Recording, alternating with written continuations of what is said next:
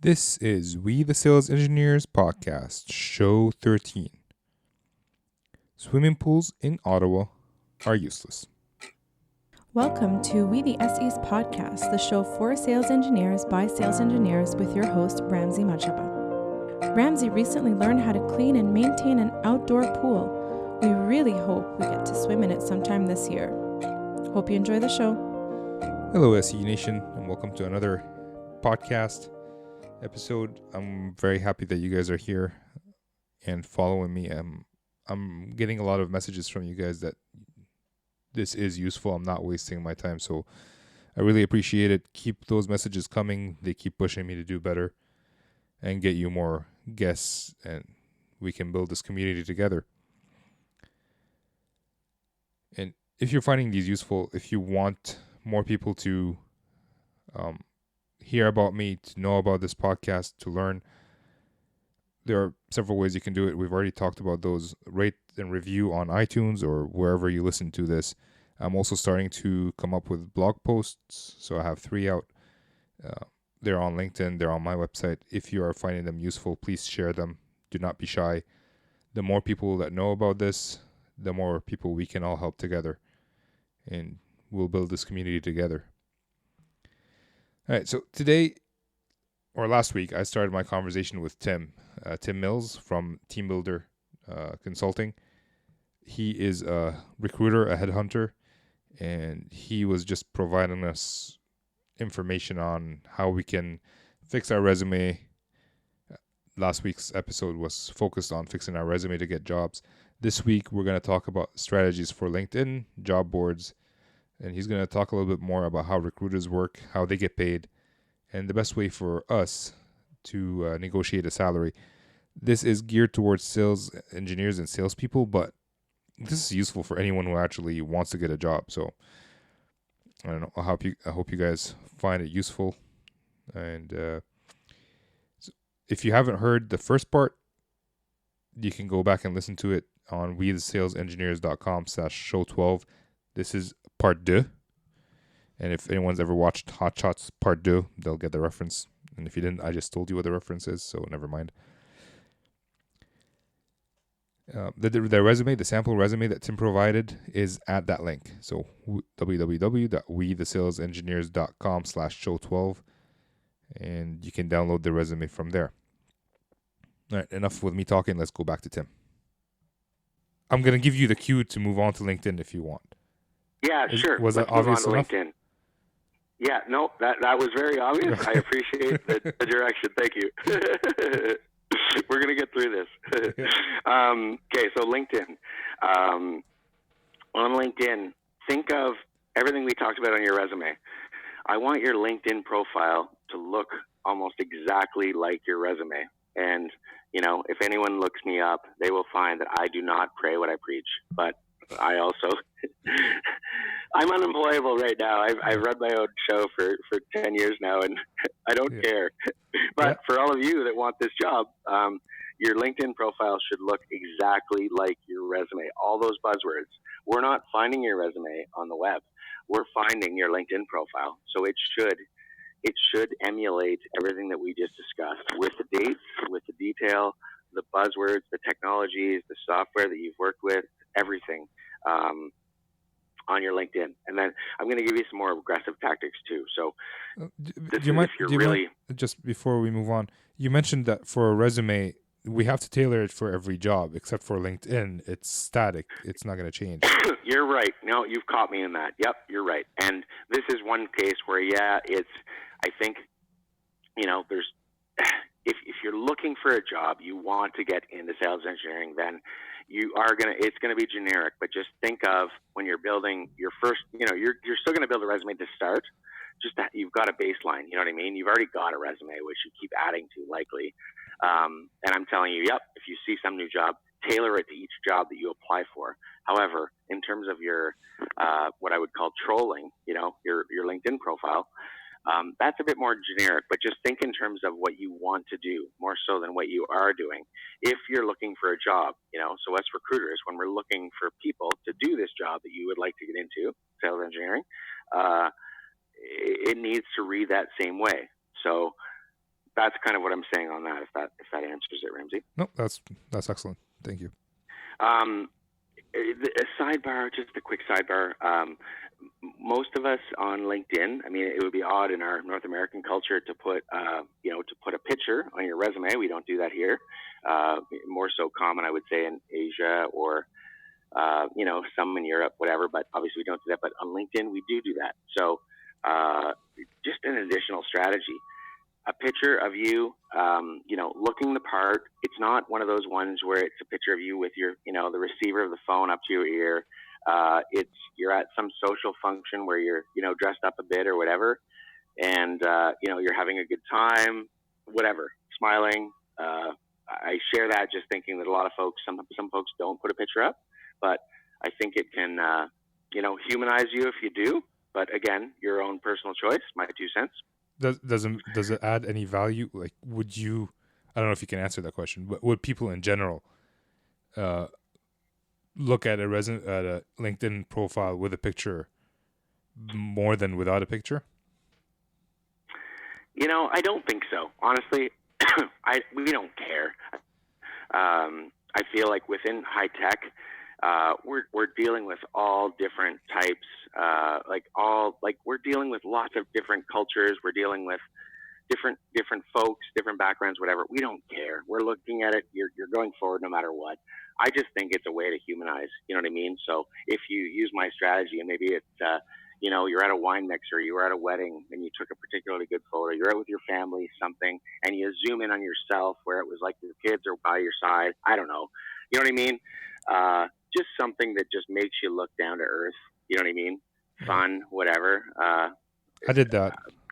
I cut out my wife from the picture. She's not happy. Exactly. You don't tell your wife. Yeah, don't tell your wife. She's seen it. She's on my LinkedIn. Yes. She's on your LinkedIn. Yeah. So she actually goes and likes my podcast so other people can see, which is nice. Oh, that's nice. Except she's not in high tech, so I don't know if people take her seriously when she does it. But I still appreciate it. Would you say no picture is better than a bad picture? Probably, yeah. Okay. Yeah, I probably would. But Right. I mean, everyone's got a good picture. They've got a good picture of themselves at some point. In the last 3 years, somebody took a picture of you that was half decent. I know I take bad pictures, but yeah, my 2 cents doesn't matter. Doesn't matter really. Do what you like on that, but just my 2 cents. Right. Ways to be more aggressive on LinkedIn, like to be more visible to us recruiters. So again, I told you that what we pay for our recruiter licenses. The recruiter license of LinkedIn gives us basically everyone on LinkedIn. It allows us to better slice and dice the data that we put forward. We're allowed to essentially e-blast. We can send messages to people that we're not connected with by way of what's called an in-mail. So ways that, they say, for example, in little Ottawa, Canada, that has, less than 1 million people, that there's, 250, something like that, independent recruiting companies in Ottawa. These are third-party recruiting companies outside of every, high-tech company in the city that has an internal recruiter. So some of these smaller recruiting shops, and they happen anywhere in North America, the entry cost of our industry is very low. So they might not be able to afford that, $500 to $1,000 per month for a single, recruiter license to LinkedIn. So that means they can only see you if you're a secondary connection. So things that you can do to be more visible, if you want to be within, telecom or semiconductor or specifically security software, whatever, attach yourself. You're allowed to be a member of 50 different groups. So when you're in a group, it means everyone in the group can see you. And a lot of recruiters, when we're doing different searches, we might become members of these different groups just to see who's in the group and then reach out. So that's one way. Always have your groups topped up to 50 within the, your field of choice. You don't have to listen to the emails. You can turn them off. It's just a way that purely visibility. Invite all of your contacts. So, there's ways in LinkedIn where you can attach all your Gmail contacts, all your, your Yahoo Mail, work contacts, whatever, and blast them all to invite them. So get as many contacts as you can. You'll see that you will never talk to a recruiter that doesn't show 500 plus in the contact section. You'll never talk to one. We have the biggest networks out of anyone on LinkedIn. I don't pay personally for for a recruiter license for myself, since I'm more of a sales guy in the industry. But I have north of 5,000, 5 to 6,000 number one contacts. So anytime you speak to anyone, invite them. Just have that mindset. Go off the phone, pull them up on LinkedIn. If you've done your research before, that's another thing with interview strategy. Look them up on LinkedIn. Know their background. So yeah, think in terms of contacts, first and second degree connections. Another thing you can do on LinkedIn, again, and this is if you currently use LinkedIn purely for keeping in touch, the way you do on your Facebook, maybe, but hearing when people have celebrated a work anniversary, what's someone doing, and it's specifically people that you've worked with or that are close to you, then you may choose not to do some of these next strategies. If you really need a job, you're out of work, and you need to get another job more aggressively, then I usually would suggest, you'll see in my title, Tim Mills, you'll see I have LION beside my name in brackets, and there's a lot of us that do that. That stands for LinkedIn Open Networker. That means that if anyone invites me, I will accept. I want to build up my network as big as I can. So if you punch in keyword search Lion and then put title, recruiter or HR, and Canada, for example, if you're in Canada, there's something like 120, 130 Lion recruiters in Canada. If you invite, over a glass of wine or a beer some night, all of them independently, they'll all accept you, and you'll probably be visible to pretty much every recruiter in Canada. Do the same with the States. There's way more. But Lion recruiter, Lion HR, and that will give you the visibility that even those shops, those smaller shops that, can you hear me okay, Ramsey? Yeah. Yes. Oh, good. No, Anyway, so that's I'm on LinkedIn. I'm looking at Lion recruiters. Sorry. Yeah. No worries. So that's again. So what that will do is it'll eliminate, it'll put fluff in your news feed. If we all go onto our Facebooks and we look at our news feed and it's all our friends, or people we've known, and it's all relevant data. So it'll remove some of the relevance. However, if your primary purpose, on LinkedIn is to get a job, you need a new job, you want to move, you want whatever, then utilize some of these strategies. You can always unfriend them later on. The people that you don't know, you can, you get your job, you can change over. But that's one strategy. I think that is largely it for my LinkedIn strategy, Ramsey. So I don't know if you want to stop me before I move forward. Yeah. So I'm looking at LinkedIn, Lion recruiter, and there's obviously I'm not looking for, let's say, India, but how do I know that whoever these people are in high tech, or we just don't care? We connect to every single one. It doesn't matter. Yeah, it doesn't matter. It doesn't matter because most of us recruiters, we have a focus. Like, for example, myself, more high tech folks, almost, exclusively software. However, we all take on deals that are in different industries here and there. So if you just do that as a blanket, whether a recruiter is focused on construction or focused on software, focused on, telecom, security, whatever, the more people that you're connected with, the better. You know what I mean? Especially recruiters, just because we have the biggest network. So it used to be 3 degrees of separation. Now it's 2. So that will just basically capture not only the top recruiting shops that have the LinkedIn recruiter license, but also those, more entry level companies that maybe couldn't afford it yet. So they're just using their free account, and they also just have the 2 degrees of separation. So they'll still find you. And when we connect, is there a message we should write, or should we just do we need to write a message for them, tell them we're interested in finding a job, or do we just No, not if it's a Lion. If you're just doing this Lion strategy, then no, don't take the time. It'll take you a long time to go through. I mean, just speaking about little Canada, that's the size of a state basically. You know what I mean in terms of population. I usually would just say, have a beer, 2, a glass of wine, whatever, some night. Pay your kid to do it. Just invite everyone, all these lions across, wherever you are, the biggest geography you can, Canada and the U.S.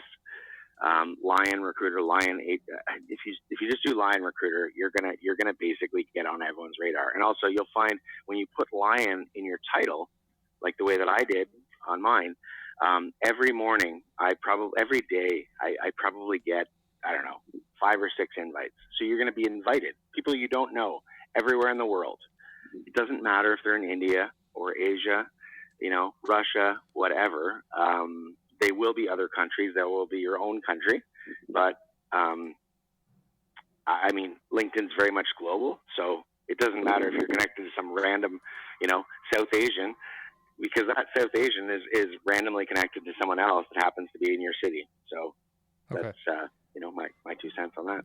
And there's also in LinkedIn, there's a section where you can tell recruiters that you're open to being recruited. Is that something that's useful? Not really. We don't care. We're calling you regardless. Okay. If we're interested and you've got but still, again, if you're aggressive, you want this new job, then fill out everything you can on LinkedIn. There's got to be someone that, some recruiter who's less aggressive only reaches out to people. There's got to be one, you know what I mean, that only reaches out to someone who's checked that box. So check the box. Okay. Sounds good. Yep. All right. Okay. Moving on. So that's that on LinkedIn. I'll move over to, again, these are more aggressive strategies, some of them. So some of your more senior, listeners would may forego some of this stuff, but, we're all familiar with job boards. In the olden days, Monster, Workopolis, Career Builder, Indeed, I don't know, there's so many now, Simply Hired, all these different job boards that are out there. Do a search on job board. There'll be something that I didn't list off probably in the first page or second page. So you're really aggressive. You want to leave your job. You're desperate, or not desperate. You just really want, to work, to do everything you possibly can to get the new job. Then list yourself. Put your resume, that same resume that you've made into a, in some ways generic but targeted LinkedIn profile, listed on all the job boards. When you do that, I usually suggest you may want to get yourself a new personal email account that you're using that's on your resume, because you're going to get hammered. You're going to get hammered from these financial services companies that want you to be a sales rep. You're going to get all sorts of stuff that isn't applicable. You're not interested in, but for the purposes of job searching, it just means that it's not going to clutter up your phone constantly. It's when you're doing that, if you're out of work, you sit down in the morning at 9 a.m., you go through that email account, you cycle each email. Is this, and delete junk, unsubscribe, whatever, all the ones that are not applicable. But it's just a way that there's a lot of companies out there, especially like in our industry, it lends itself really well to junior workers, junior recruiters, folks just out of school. So they tend to be more timid. They might not pick up the phone and just call you directly. They might want to, when we find you on a job board, they know it's a really warm call. It's not a cold call. It's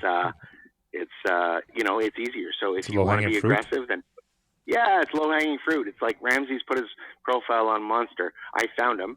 I've got his phone number. It's a warm call. Hey, Ramsey, I found you on Monster. You put yourself there, so you can remove yourself, but I know if you're there, then you are looking for a job, or you're probably welcoming to my call. So a junior recruiter isn't afraid of calling you. So those are things to consider on that. Does it cost any money to post a resume on? No. Okay. No, most of the time, the way those boards work, it's free for the candidate and to subscribe as a recruiter. The bigger companies tend to pay for this, but us recruiters are the ones that pay for it. Okay. Yeah. All right. Is there anything else that people should be doing? The other thing, like this is kind of offshoot stuff, but there is some spidering engines out there too. Again, if you're really aggressive, working fast to get your job. Peter's New Jobs is something big for Ottawa, Toronto. It scans the web every day. Yeah, Peter's New Job. Peter's, okay. Peter's New Jobs is just one example, but there's other ones like that, that every day they scan the web for new postings and delivers an email with hyperlinks of each job into your inbox. So, that could be something that you sign up for. There's other ones, but that's something to consider. You get a free month, I think. I'm going to move over too. So that's that on, the outside job board type strategy. Just touching briefly on social media outside of LinkedIn. Keep in mind, us recruiters, whoever we meet, we're power users on LinkedIn and social media. We're talking to you on the phone. I've probably, if I haven't done it already before the call, I've done it when we're on the call. I'm pulling you up on Facebook. I'm pulling you up on Twitter. I'm doing a Google search on you. What's out there? So just keep that in mind. With folks that are just out of school, it's quite common that, even though someone's a top sales rep, sales engineer, business professional, 2 years into their work career, that their profile pic or their Facebook profile is open. And, you probably don't want me, as a recruiter, we're having a business relationship to see you in your bathing suit. So just keep that in mind. In terms of your social media, if you're particularly maybe political on your Twitter, then just keep that in mind. Maybe it's locked down to just subscribers that can see those views. I tend to think that, for the purposes of job searching, just assume that everyone is looking you up everywhere while you're talking. So for job searching, you may want to lock down those accounts, kill those accounts briefly, whatever. I hate to break it to you, Tim, but you don't want to see me in my swimsuit, so joke's on you. No, exactly. Yeah. That is the situation. So is it? Yeah, exactly. If someone doesn't have a Facebook or a Twitter or anything, does that affect them negatively? No, not at all. Not at all. It doesn't matter. It's more negative, I think, whenever we find you and, I can see, your views, your political views, whatever. That could be more of an influence that if you're very much published rather than being not published. So. Sounds good. Yeah. All right. So that's that. I mean, I'm finished with that section. So. I think the last section was negotiating a salary, or was there something else that? Yeah. Well, let me get to this other part first. Okay. I want to tell you. I usually just do this with my candidates before we get into money. There used to be back in the day, Future Shop in Canada, and there's other ones out there that were, we've all dealt with commission sales reps, salespeople. That's what us recruiters are. So I just want to share first, before we get into money and your money, how we're paid. So when we're advising you on, strategy for how we should do this, a lot of people don't realize that we're on your team. Yes, we've got a long-term client in many cases. We've worked with, whatever software company for a number of years. And, we want to be ethical and not do them wrong. But at the same time, our commissions, most of us are billing at 20% of base salary. Some of us are able to get more than that, but, most of us, it's a percentage-based fee based on your base salary. So that means that if I'm giving you advice that I can't get you $100K on this job, I really mean it. It's my real view, because if I could get you that, I would make more money. You know what I mean? Or 150, whatever it is, I would make more money. So when a recruiter, a third-party recruiter especially, advises you on that, I share with you how we're paid so that you'll listen to us, and I usually tell that to candidates. Also, I would say recruiting strategy too, applying to, again, more of aggressive strategy, but you want a job, apply to everything. Again, ideally really targeted. The bigger recruiting companies have these elaborate databases where when you apply, it goes into their database. So it means that you're published in more places. So, again, bit of a sidebar strategy on that. and then negotiating salary. We can move into that now, I think. So This is before we go sorry. there, if you don't mind, Sure. so if someone is looking for a job, they can reach out to headhunters other than LinkedIn. Like they can email, like find the headhunter companies and email them Yeah, directly. most of us, we do our searching differently than the rest of the world thinks we do it. So we get the job first and we backfill with the candidates. So the reality is that, you know, you start to look for a job. Yeah, yes, there's those of us that tend to focus in certain areas. So it's not a bad thing just to let the recruiter know, hey, I'm looking. However, it's a lower percent chance.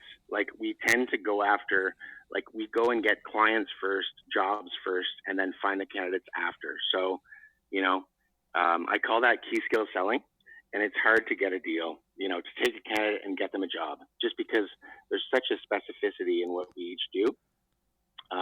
You know, difference is everything else. As you get more senior in your career, you know what I mean, where it becomes really hard to just take you and shop you around. That company that I'm shopping you to, they may not use recruiters. They have another long-time recruiter. They only use corporate. Like there's, Okay. so it's not a bad thing. You're expanding your network, everything else. It's just, you just don't assume they're going to get you a job. Put it that Okay. way. All right. And then let's move on to negotiating a salary. Yeah. So there's certain states in the U.S. that have just implemented, Massachusetts, California, that recruiters aren't supposed to ask you anymore what you're currently making. Other states will probably fall in line. We don't have that in Canada right now. So, you know, in the olden days, and especially with our societal rules, I feel like, you know, it's in some ways uncouth to ever discuss money, you know, what someone makes. But just know you're dealing with a recruiter. You know, it's kind of like dealing with your doctor or your lawyer. Your information is private with us. You're going to have just met someone on the phone or whatever. They've got a job. They're going to ask you in the first call, you know, either what you're currently making or what your salary expectation is. That's a way around, you know, asking what you're currently making. We're only doing that in the first call to know if you're in our range. You know, most companies, when we start a deal, the more senior shops like, you know, mine, we're asking our hiring managers, what's our budget? You know, what's the range? So you can also ask that of your recruiter. You know, did the managers give you a budget? And they probably did. You know, yeah, we think we want to land somewhere between 100 and 120 in base and 150 to 170 on target. You know, whatever. But either way, I mean, if you feel that you've had a fair salary in your current life, your previous life,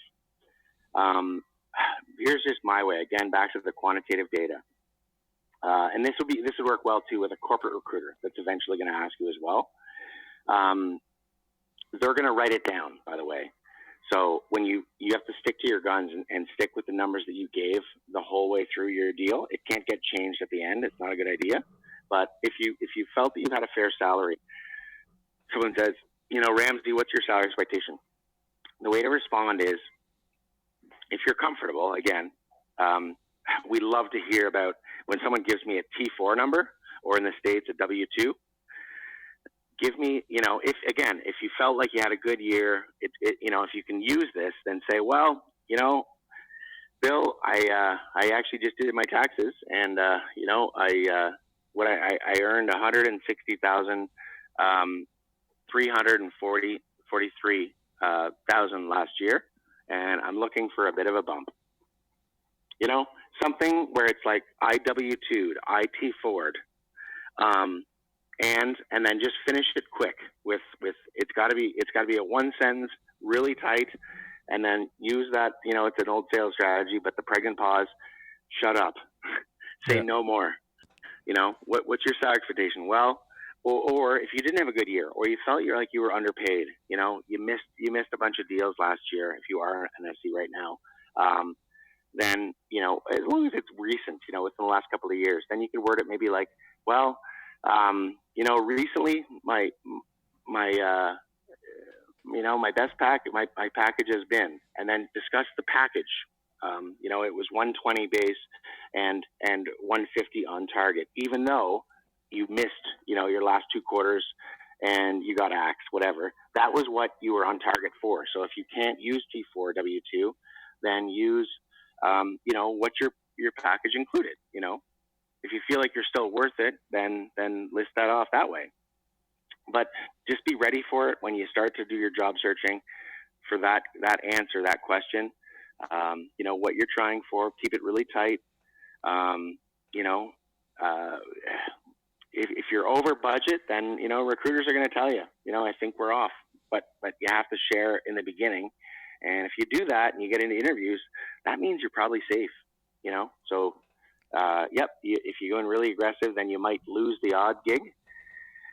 But you usually have the ability, too, that if the recruiter comes back to you like, ideally, if you're on the phone when you're having that conversation, you're gauging with them. If you go in at a high number, higher than you think you're worth, or then they think you're worth, they'll probably just tell you, like, frig, I'm, my top end budget's 140 on target.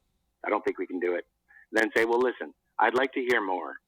I understand the budget. Do you think, could we proceed? You know what I mean? I feel like we're close, and you move forward from there. You know what I mean? Okay, so does that mean you can go back to the company and get more money? Well, maybe. I just don't want you to get knocked out at the start if you do. But if you list it off, tell your recruiter at the very beginning, they're all going to ask you, whether it's corporate or outside recruiters, they're going to ask you, how much do you want? What's your salary expectation? What's your, how much have you made? What are you currently earning? However they ask it. These are strategies to get you more money. However, if you've given a number that's over their budget for their position, but you really like the position, you still have the ability, I call it the come to Jesus, to reduce that number. If they say, oh, we're over budget, we can't pay that much. I know, we just don't have we don't have it in the coffers right now. Then you can say, well, I want to hear more. Do you mind if we proceed? I understand, where you are. And you can always kind of pull back at that point, but I feel like you can't add money at the end of a deal. So if you go in low, you tell them at the start you only want 120, and then at the very end, when you're negotiating salary, it's like, oh, I can't take 110. Yeah. Well, we've both wasted our time. Keep in mind, there's other things too, Ramsey, if other strategies. So let's say that, you could bump into equity issues. So startup company X built their company based on a strategy of, they got the best developers, best SCs, everything else, but they were on a shoestring budget. Now big company has bought them, but everyone's getting these lower pay rates. You're coming in. So there could be equity issues at different points where, they don't want to pay you more than someone's got more experience than you that's making, 10K less than what, market value is. So you will bump into that. It will happen. There's other strategies if you ever bump into that. Also, some startups maybe don't have the budget to pay you what you're worth. You're coming from a big company, an IBM or Akamai or whatever, where, they had deep pockets. You move over to a startup, well, they might not be able to afford you. Keep in mind geography too. I mean, in Canada, pay rates are probably biggest in Toronto. But, keep in mind disposable income in Toronto versus Ottawa, or Vancouver. In the States, same with California. Yep, you've got the biggest in the U.S. Salaries. We want to move you to Boston. Well, just keep in mind what the disposable income looks like with a slightly less salary, base, commission, whatever. But your living expense is much different than living in Santa Clara to live in Cambridge. So just things to keep in mind. Also, other strategies. If you're off on budget, you're at the finish line, you're negotiating. If they have to come down on base is your number one thing that you want to fight for. It's guaranteed income. Second is on target earnings. I would say third could be you can't meet on base or on target. Signing bonus. A lot of companies can do that. It's a one-time, lump sum of money. The increments of signing bonus that I see tend to be 5K or 10K. I've seen higher, for more senior, VP level positions. But if you can't hit the base that you're used to getting, you've been at a base of 100 for the last 4 years. This group wants to pay you slightly less. Well, You really want the job. It seems like a fun technology. Maybe they're going to give you a bunch of equity. That's another feature too, where it's like, you're throwing all in on a big equity number, $40,000 in equity for an autonomous vehicles company, say, and they're going to get bought. Factor that in. You're rolling the dice, but these are all things you can do. Signing bonus, the equity. Also, one last thing is to ask for a review in 6 months, and have the number in mind. I've made this money. You're worried that, you want to see me work for 6 months. If I achieve X, Y, Z, we meet in 6 months. You evaluate if I've done those.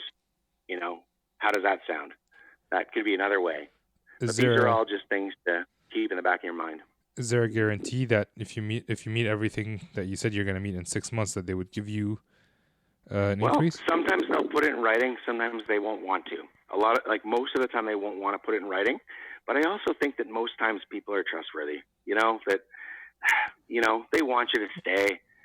It's business to business. You know what I mean? So if they say they'll do it, I wouldn't fight to the death to put it in writing either. If you trust that manager, do your best, achieve those things. I would say negotiate in advance, at least verbally. What are the things, the objectives I have to do by that the 30th day of that 6th month? So whereby and book that meeting immediately after you get off the call. Book it. So it comes up, and you know what I mean. Yeah. So here's my thing with that. In my previous company, we did that. Yep. And everything was achieved, and we did the meetings. Like, I want to pay you more, but the higher ups are not letting me. So there's always that possibility as well. Like, he's a trustworthy person. Yeah. He wanted to pay me. He did everything he could, but he got vetoed from somebody higher up. So right. Just want to bring that up. It can happen. Yep. No, I know it. It can happen. These are all, to me, backup plans. You really want to take that job for whatever reason. It's slightly less than what you thought you were worth. These are backup strategies. That one is that's the last strategy. The first strategy is negotiating heavier on base. You usually have one dance. You get your offer. A lot of times, the pros will, we negotiate verbally first. Yep. We talk through everything verbally. After I get a verbal accept, then I get the company to give me a written offer. But at that point, there's no more negotiating. You know what I mean? You want to read it through, show it to your lawyer, show it to your wife, husband. Fine. But generally at that stage, I just want you to sign and return it. We've already negotiated the big points in the verbal discussion, and base first, OTE second, signing bonus third. Signing bonus and equity, I would say, could go hand in hand. And if all things fail, then you go to that last strategy of, the 6 month, whatever, in writing, not in writing. And, that's the experience you had. Unfortunate, but, it's your last ditch effort. It's one more chance to possibly get more. You know what? Like, this has been amazing. I already have a job. I'm not looking for another job, and I've learned a lot. So hopefully the folks who are listening, who are looking for a job, can use this information. They should be able to, in my humble opinion. I hope so. Yeah, I hope so.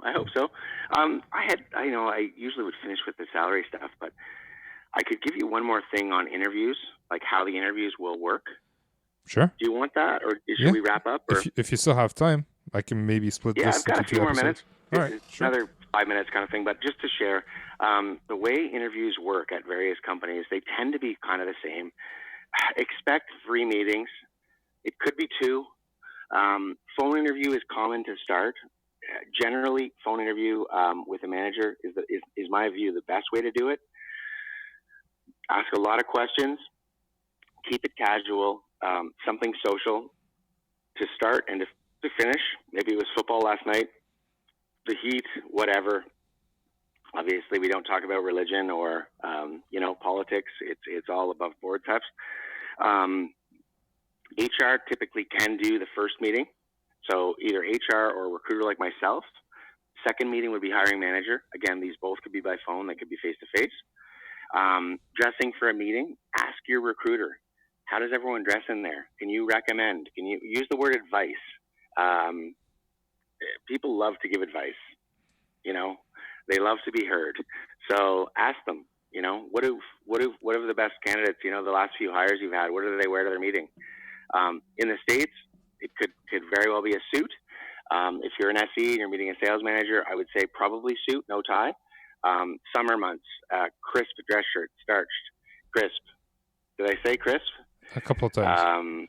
And dress pants, or maybe if it's Canada, if it's Ottawa, Canada, cotton pants and a crisp dress shirt. It tends to be more casual in certain markets, but dress the part.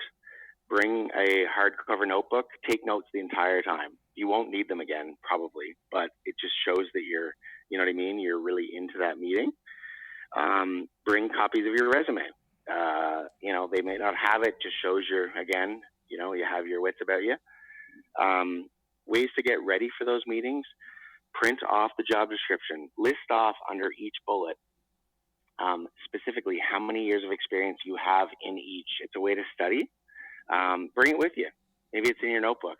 If it's on the phone, you can be staring at it. So because a lot of managers, they hate doing the interview. They might even just go through the job description chronologically, where you've already written out your answers. I have 7 years experience, Python, and then give a brief example or something to prompt your brain. When I was at Spirent, I did this, with regard to this, Python. Another strategy there, have your resume in front of you when you're doing phone interviews, because again, they'll probably go through it chronologically. You can follow along, see what they're, you might read into what they're thinking. Pull up the manager on LinkedIn. And also, if you have a lighter LinkedIn, you don't have a lot of contacts, do a Google search of, Ramsey, Spirent, LinkedIn, Ottawa. You'll come up, whether I'm connected to you or not, whether you're a third party, whether I'm not even close to connected to you, you'll come up and you can look at the person that's interviewing you before they interview you. So that helps you to tailor your answers. Is this person technical? Did they start with a CS degree? So I can really give them a technical, answer on this. Or are they a BCom or, a Bachelor of, Arts, degree, where they're less technical, they're more business benefits. So tailoring answers. Maybe someone that went to their school, worked at their last job, some small talk that you can bring up. All strategies for kind of opening, closing the call. The last meeting tends to be the rubber stamp. So maybe with the VP, a director, the hiring manager's boss, something like that.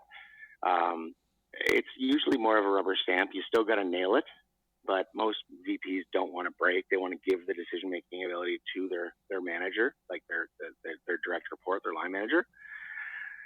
So you still got to nail it. You got to be on, but I feel like that first hiring manager meeting is the biggest. Another thing, some companies nowadays are having you do online assessments. Could be a personality profile, could be some type of a coding test, perhaps.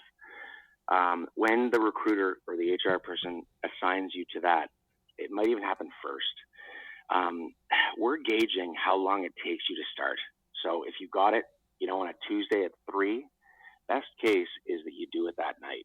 We're gauging how long it takes. If it takes you a week to do it, we know you're not super keen, So your level of interest for my job, I'm gauging. Even if you had some family event, I'd almost recommend staying up late and finishing it. Also, oftentimes they're timed, so keep that in mind. I usually recommend, being fully caffeinated and just firing through. Maybe even the next morning, when you're fresh, have 2 cups of coffee, start at 7 a.m., finish at 8:30, and then get ready for work. So is that so? It covers two. Like the purpose of those are two folds. One, to figure out if you're interested enough in the job to do it quickly, and second, to figure out if you're. No, it's usually. Yes. I guess in some ways, like jokingly, yes. The 2 different types I described. Some groups are using these personality tests. They tend to happen more so with sales reps or sales engineers. So they want to know how you are as a person. Many of us have done these before, where they're going to ask you the same question 10 different ways, and it's multiple choice. How do you handle this social situation? Are you the life of the party? It could be anything, but I usually recommend you've got to go through them relatively quickly and answer truthfully. Don't think through it and think, what do they want to hear on this? Because they could catch you later on, with a different question that's just worded differently. So that's the personality type test. I hate them. Like most of us do. But some HR pros really like them and make you do them. So it just is what it is. Some companies make you do them, some don't. The other is the coding test. So that could be, if it's a very technical company, or maybe the technology that you'll be, helping, in terms of an SE sense, field engineer, whatever. It's super technical, where they want to gauge your technical abilities before they even speak to you. And I hate it when they make you do it before that first call. Best place for that is after a second call, but it does happen initially. And it could be testing your programming abilities, again, for these more technical, high-tech companies. So it could just be a random coding test. Now, keep in mind, if you don't get the answer, you weren't able to achieve the result of what it was asking you to do, it doesn't work. A lot of times you could still get in. What they're doing is, a lot of them are recorded, so they just want to see how you think. How do you attack a problem? So yeah, best case is you find the cleanest, coding way, the shortest number of, lines of code to achieve the result, and it works at the end, great. However, if it doesn't, they realize that it is, it's a different scenario than, with your headphones on in your basement kind of working from home coding, then, you're on the spot, you're in a testing situation. Just keep in mind, you may still be able to get through, even if you fail to get the code to work. They might just look at how you tried to achieve what they asked. Like, what did you try? How does your brain think? You know what I mean? So same with a whiteboarding type test, where they ask you to do something on a whiteboard ahead of the class. I usually recommend, if they give you something particularly hard, I would talk through it out loud. Make a joke like, hey, do you mind if I sort of talk through this? They might even guide you. You might even be able to ask a question like, well, here's what I'm thinking that I need to do on this. What do you think? Ask a question. They might kind of guide you in the right direction. Like, if you're talking out loud, or you're trying to, whiteboard out whatever the problem is, they might just give you that coaxing that you needed to get through the next step. All right, nice. For my interview, I had cool. six interviews. For my interview with Sparent, I had 6 interviews. It was 6, eh? Wow. It happens. It happens. I think it's too much. I mean, the companies that do it, like, I'd rather, if you're going to do 6, fine, but bring the candidate in for the final round for a half day, meet everyone, have them blocked off. 1 to 2 is this with 2 people, 1 person, 3 people, whatever. 2 to 3 is this. Yeah, 4 or 5, whatever. Happened. Where I had to meet so another team fine. member, the manager, director of sales, the sales person I'll be working with, and the VP of sales. So right. The team member I didn't touch on, but if you have one of those interviews, I call them peer interviews. That one is really important. That person can break you. They're reporting back to the hiring manager.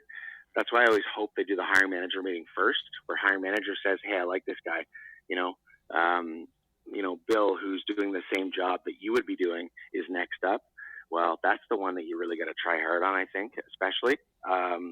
Make friends with them, look at their profile, find them on social media, make small talk, do everything you can, you know what I mean? Because they're evaluating more, I feel like. Yeah, they'll do some technical stuff, but I feel like they're evaluating your soft skills probably more so. They have to work with you. So that's what they care about. Is this guy friendly? Is he nice? Can I work side by side with this guy? Can I trust this guy? All right, cool. Well, you've been on the phone with me for almost an hour and a half, and I appreciate that, Tim. Lots of information here. Yeah, I'm a bit wordy. Well, all useful information in my humble opinion, which is not so humble if you know me. Okay, well, that's good. So. No, I'm glad it. I hope your listeners, got something out of it. I'm sure it drug on a bit long, but yeah. No, this is great. Hopefully it helped. I'll follow up with you with regards to the sample resume. do that, and I'll send it over to you. Sounds good. Well, I appreciate your time, Tim, and I'll talk to you soon. Sounds good. Nice to talk to you, Ramsey. Likewise. Bye. Okay. Bye-bye. All right. That was an hour and a half of conversation between me and Tim, between the first part and the second part of this podcast. Tim is a great guy, a gem, as he was described to me by a common acquaintance. I felt like I can just go out and hang out with Tim and have a beer, so that was great. I've been in the business for a few years. Some of what Tim was saying kind of clicked in my head because, I can see how that happened with me as well. So it makes a lot of sense. Again, if you're enjoying my content, subscribe to the newsletter. I'm doing podcasts, blog posts. I will be planning some webinars. If there are specific topics you guys want to talk about, reach out. You can either go through the contact form on my website or LinkedIn. Almost everybody's reaching out through LinkedIn, so that works as well. So rate and review as usual, please. I would like to get to 20 ratings and reviews this month. So that would be very helpful to me and to whoever wants to listen to the podcast. If they show up and there's no review on the podcast, they're not going to know if it's good or bad and might not waste their time, or at least think they're wasting their time if they start listening. You can also share my blog posts, my podcasts on LinkedIn, Reddit, Quora, wherever